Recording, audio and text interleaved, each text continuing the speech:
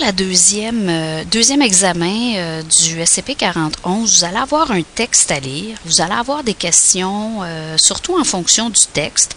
Le texte va porter sur l'analyse d'une centrale électrique. Ça peut être n'importe quel type de centrale électrique, même une que vous n'avez pas nécessairement vue dans votre module.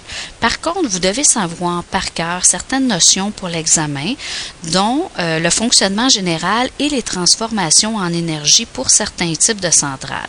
On débute alors avec la centrale hydroélectrique.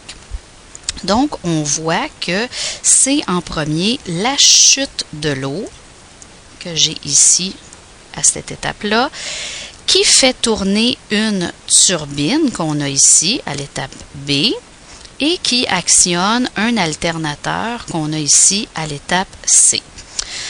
Au niveau des transformations en énergie, alors la chute de l'eau, c'est quoi? Bien, aussitôt qu'on parle de hauteur, on va parler d'énergie potentielle gravitationnelle.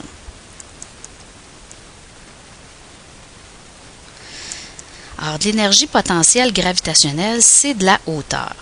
Donc, en tombant, les particules d'eau perdent de l'énergie potentielle et vont gagner par contre de la vitesse. Quand on parle de vitesse de particules, on parle d'énergie cinétique. Donc, on peut tout simplement dire que la chute de l'eau, la transformation en énergie, c'est au départ de l'énergie potentielle qui se transforme en énergie cinétique. Ensuite, cette énergie cinétique-là fait tourner une turbine. Donc, aussitôt qu'on parle de rotation, de faire tourner quelque chose, on parle d'énergie mécanique de rotation, ou on peut tout simplement dire énergie mécanique. Donc, ici, l'énergie cinétique va être transformée par la turbine en énergie mécanique. Ensuite, donc, la turbine actionne directement l'alternateur, donc l'énergie mécanique sera transformée en énergie électrique. Vous devez aussi connaître deux avantages et deux inconvénients pour les types de centrales qu'on va voir. Donc, je ne les verrai pas avec vous pour celle-là, mais vous pouvez aller les chercher dans le corrigé de votre module au numéro 7.7.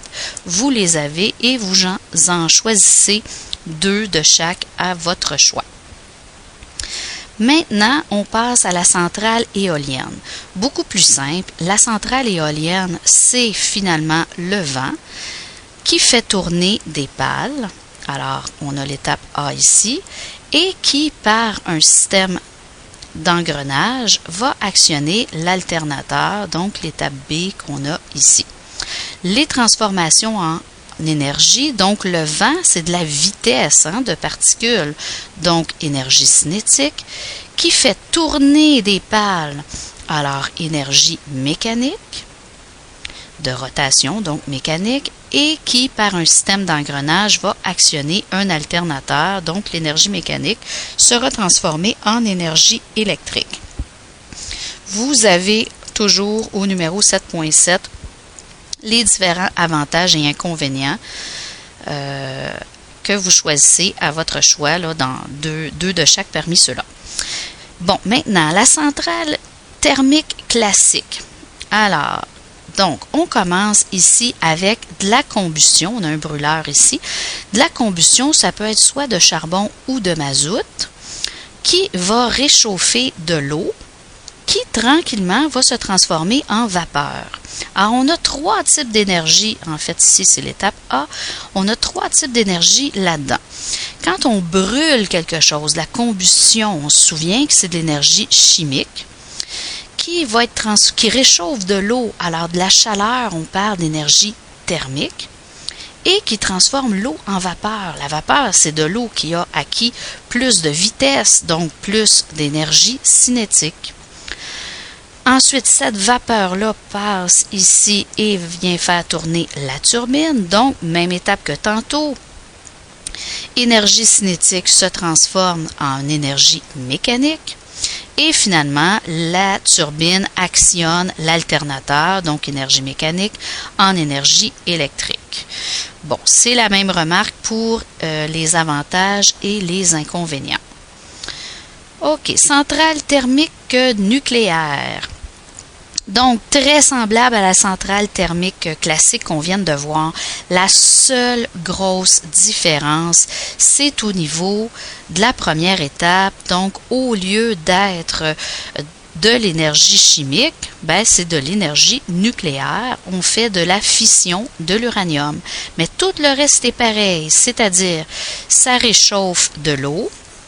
Alors, on est toujours dans l'étape A ici. Ça réchauffe de l'eau qui se transforme en vapeur, donc énergie thermique en énergie cinétique.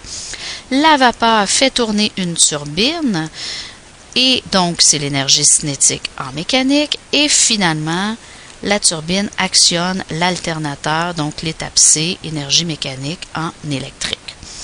Même remarque, donc vous allez voir numéro 7.7 du corrigé de votre module pour les avantages et les inconvénients. Centrale turbine à gaz maintenant. Ça ressemble beaucoup à ce qu'on vient au type de centrale qu'on vient de voir. Alors c'est par contre de la combustion de mazout, mais qui réchauffe pas de l'eau, qui va produire un mélange gazeux. Alors, on a ici une chambre à combustion. Donc, la combustion, on a dit quand on brûle quelque chose, c'est de l'énergie chimique qui transforme en un gaz. Alors, ce gaz-là va faire directement tourner la turbine. Donc, je reprends. Alors, la combustion de mazout, énergie chimique, produit un mélange de gaz. Alors, c'est une énergie thermique et cinétique. Ce mélange de gaz-là va faire tourner la turbine. Alors, on a B ici. J'ai oublié de vous indiquer le A qui est là. Donc, le mélange gazeux fait tourner la turbine. Donc, le mélange gazeux, un gaz, ça a quand même beaucoup de vitesse de particules. Alors, l'énergie cinétique va être transformée en énergie mécanique. Et finalement, donc, la turbine actionne l'alternateur. Alors, on a plutôt ici l'étape C.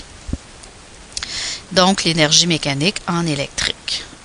Bon, ici, je vous ai indiqué les avantages et les inconvénients. Vous ne les avez pas dans votre numéro 7.7.